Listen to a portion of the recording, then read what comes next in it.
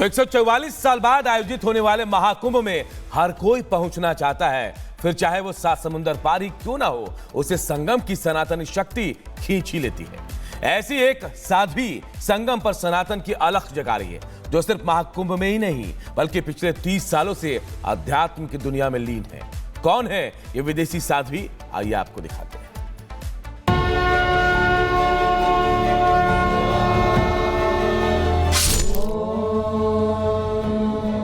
त्र्यंबकं यजामहे सुगंधिं पुष्टिवर्धनम्।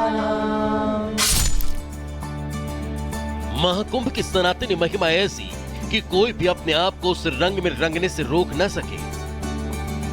यही तो वजह है कि संगम पर 7 समंदर पार से पहुंचे सनातनी अब आध्यात्म के इंटरनेशनल ब्रांड एम्बेसडर बन चुके हैं। हर हर महादेव! जो न सिर्फ सनातन के झंडा बरदार बन संगम पर डुबकी लगा रहे हैं, बल्कि दुनिया में आस्था की अलग जगह सनातन संस्कृति की मान्यताओं और परंपराओं का प्रचार प्रसार कर रहे हैं। मैं भारत को इतनी प्यार करती हूँ और हिंदी भाषा को इतने प्यार करती हूँ, इतना अच्छा लगता कि मतलब जब मैं लोगों के साथ होती हूँ जिसको हिंदी नहीं आता है, तो लगता कि वो बोलने में आनंद नहीं आता है। जब सब कुछ अंग्रेजी में बोलना पड़ता तो फिर वो इतना आनंद नहीं आता है।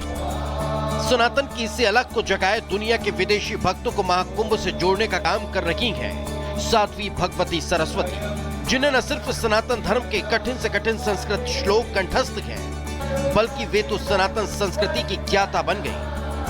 मैं आपको एक फेवरेट श्लोक सुनाते हैं, जो पूर्णमदा पूर्णमिदं पूर्णात् पूर्णमुदच्यते पूर्णस्य पूर्णमादाय पूर्णमेवावशिष्यते। और मैं उसी श्लोक को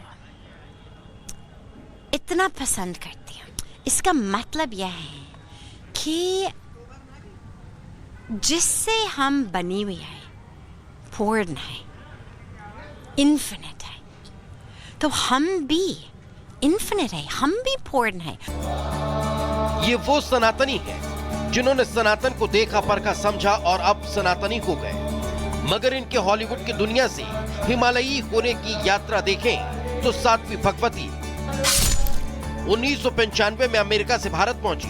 25 साल की उम्र में पीएचडी करने आई थी। ऋषिकेश में परमार्थ निकेतन से जुड़ गई। 30 साल से भारत में ही रह रही हैं और अब दिव्य शक्ति फाउंडेशन के अध्यक्ष हैं, जहां निशुल्क स्कूल व्यवसाय प्रशिक्षण का काम कराती हैं। साथ ही आध्यात्मिक लीडर, लेखिका और प्रेरक वक्ता बन चुकी हैं। मैं आई भारत में 25 साल की छोटी सी आयु में। स्टैनफोर्ड से ग्रेजुएशन करने के बाद पीएचडी के बीच में थी और मैं केवल ट्रैवलिंग के लिए आई। मैं एक नेचर पर्सन हूँ। I love the mountains, I love the woods, I love nature. तो जब मैंने देखा कि mountains है, हिमालय है, सुंदर सा नदी हो, योग है, तो लगा कि चलो ऋषिकेश चले। साध्वी भगवती को देख आज भी कई विदेशी नागरिक प्रयागराज में आस्था की डुबकी लगाने पश्चिम देशों से पहुंच रहे हैं, जिनका आध्यात्म से तो दूर दूर तक नाता ही नहीं रहा, जो हर बात वैज्ञानिक तर्क के तराजू से तौला करते थे। मगर आज आध्यात्म की खोज में भारत पहुंच न सिर्फ सनातन को समझ रहे हैं, बल्कि अपने देशों में उनका प्रचार प्रसार भी कर रहे हैं। Bureau report, Republic Bharat. तो चलिए दर्शकों, आगे बढ़ेंगे और बात महाकुंभ में 27 जनवरी की करेंगे। दरअसल महाकुंभ में 27 जनवरी बहुत महत्वपूर्ण है, क्योंकि इस दिन महाकुंभ परिसर में धर्म संसद का आह्वान किया गया है और यह धर्म संसद एक बड़ा सनातनी संदेश न सिर्फ भारत के परिक्षेत्र में बल्कि सरहदों को पार कर पूरे विश्व तक पहुंचाएगी। रिपोर्ट आपको दिखाते हैं। यहाँ पर कुंभ मेला में एक धर्म संसद बुलाई गई है साध्वी जी। सबसे पहला सवाल यही रहेगा, 27 जनवरी को वो धर्म संसद होनी है, क्या कहेंगे उसके लिए? उसमें जो विषय रखे गए हैं, चाहे काशी मथुरा की बात हो, चाहे सनातन बोर्ड की बात हो, आप क्या कहेंगे इस पर?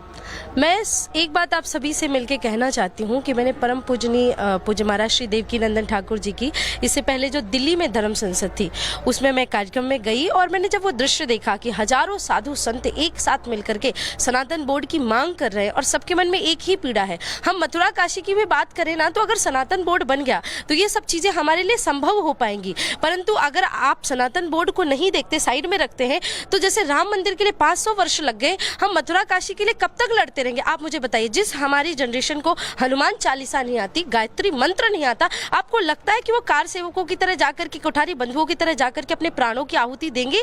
तो इस प्रकार की सभ्यता अब लोगों के अंदर बची नहीं है। इसलिए एक सनातन बोर्ड का गठन हो। और बहुत बार जब हम इस प्रकार की चर्चा करते हैं सनातन बोर्ड के लिए, तो सारे साधु संतों ने अभी मुखर होकर के प्रारंभ कर दिया है, परंतु इसमें जो देवकीनंदन ठाकुर जी महाराज जी ने जो आह्वान किया है, उन्होंने मुझे जब कहा कि बिटिया तुमको इस देश धर्म समाज के लिए तुम काम कर रही हो, लेकिन जितना समय हो सके अभी सनातन बोर्ड के लिए दो। तो बहुत सारे लोगों से जब मैंने कहा तो उन्होंने कहा कि अच्छा देवकीनंदन ठाकुर जी इसके अध्यक्ष बनना चाहते हैं या इस कमेटी के। मैंने कहा भैया वो अपने छाती में लेकर के नहीं जाने वाले हैं, आपके आने वाली पुरखों के पीढ़ियों के लिए ये देकर के जा रहे हैं सनातन बोर्ड, ताकि उनको लड़ना ना पड़े। तो दिल्ली की ही श्रृंखला में उससे भी कहीं ज्यादा भव्य, दिव्य और अलौकिक धर्म संसद 27 जनवरी को यहाँ शांति सेवा शिविर में। संगम संकुल नाम से बनाए गए 3 शिविर गंगा संकुल में ठहरेंगे मुख्यमंत्री योगी। डीजीपी प्रशांत कुमार ने कैबिनेट की सुरक्षा व्यवस्था संभाली। त्रिवेणी संकुल पहुंचकर सुरक्षा का जायजा लिया। दोपहर 12 बजे होगी कैबिनेट की बैठक। 5 फरवरी को महाकुंभ में स्नान करने के लिए पहुंच सकते हैं प्रधानमंत्री मोदी। 27 जनवरी को गृहमंत्री अमित शाह के पहुंचने का कार्यक्रम, राष्ट्रपति और उपराष्ट्रपति के भी प्रोग्राम तय। महाकुंभ में भक्तों के पहुंचने का सिलसिला जारी। अब तक 8 करोड़ 81 लाख से ज्यादा श्रद्धालुओं ने आस्था की डुबकी लगाई। प्रयागराज महाकुंभ में पहुंचे उद्योगपति गौतम अडानी पत्नी के साथ की बड़े हनुमान जी की पूजा, संगम में की आरती, इस्कॉन की रसोई में बनाया भंडारे का भोजन। महाकुंभ मेला में पहुंचे अभिनेता अनुपम खेर बोले, मैं बहुत खुश हूं कि मैं इस समारोह में आया हूं, बहुत अच्छी व्यवस्था है। क्योंकि मैं इस आयोजन में, इस समारोह में, इस सांस्कृतिक बल्कि स्पिरिचुअल आत्मीयता के समारोह में मैं यहाँ आया हूँ, और इसका पूरा श्रेय यहाँ के प्रशासन को जाता है, यहाँ के मुख्यमंत्री श्री योगी आदित्यनाथ जी को जाता है। सनातन बोर्ड न्यास के अध्यक्ष देवकीनंदन ठाकुर ने कुंभ नगरी से किया उद्घोष, कहा अयोध्या की तरह काशी मथुरा में की जाए कार सेवा। राजस्थान के भीलवाड़ा में जगत गुरु रामानंदाचार्य जी के जन्म उत्सव पर की गई मूर्ति, इस दौरान भव्य पैदल शोभा यात्रा निकाली गई। उधर मैनपुरी में ख्वाजा गरीब नवाज के उर्स में शामिल हुई सपा सांसद डिंपल यादव। मलकीपुर उपचुनाव को लेकर बीजेपी पर साधा निशाना, बोली लाख साजिश कर ले बीजेपी, मलकीपुर में सपा की जीत पक्की है। समल हिंसा मामले में जांच आयोग का बयान दर्ज, 20 पुलिसकर्मियों सहित 60 लोगों के बयान दर्ज किए गए। 30 जनवरी को फिर से संभल पहुंचेगा जांच आयोग। मध्य प्रदेश के बुरहानपुर में कलेक्टर ने बाबू को बना दिया चपरासी, आंगनवाड़ी सहायिका से रिश्वत मांगने पर यह कार्रवाई की गई है। पन्ना टाइगर रिजर्व में वन्य प्राणियों की गणना के लिए अभियान शुरू। 28 जनवरी तक चलने वाले इस गणना के दौरान पर्यटकों की सुविधा में बदलाव किया गया है। उत्तर प्रदेश के महाराजगंज में जंगल में भटक कर गांव में घर में घुसा सांभर हिरण, विभाग की टीम ने कड़ी मशक्कत के बाद रेस्क्यू किया। मध्य प्रदेश के दमोह में तहसीलदार के खिलाफ युवाओं ने खोला मोर्चा, काली पट्टी बांधकर मौन प्रदर्शन किया। तहसीलदार पर लगाए भ्रष्टाचार का आरोप, कलेक्ट्रेट पहुंचकर कार्रवाई की मांग भी की। इंदौर के डॉक्टर पति पत्नी को पाकिस्तान से मिली धमकी। मुंबई और इंदौर में 26 जनवरी को बम विस्फोट की धमकी। क्राइम ब्रांच पुलिस ने इस पूरे मामले में अब जांच शुरू कर दी है। महाराष्ट्र में घुसपैठ पर रोक लगाने के लिए बनाई गई एसआईटी की टीम, जन्म और मृत्यु प्रमाण पत्र बांटने पर अगले आदेश तक रोक लगाई गई। बीजेपी नेता किरीट सोमैया ने उठाया था घोटाले का मुद्दा।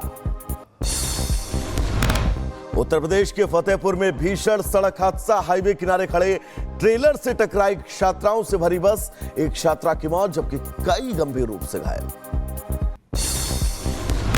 यूपी के गोंडा में सूदखोरों से परेशान एक ई रिक्शा चालक ने किया सुसाइड। वीडियो बनाकर फंदे से लटक कर जान दे दी। पुलिस ने शव और सुसाइड नोट को कब्जे में लिया। उत्तर प्रदेश के महोबा में भीषण सड़क हादसा। बोलेरो की टक्कर में बाइक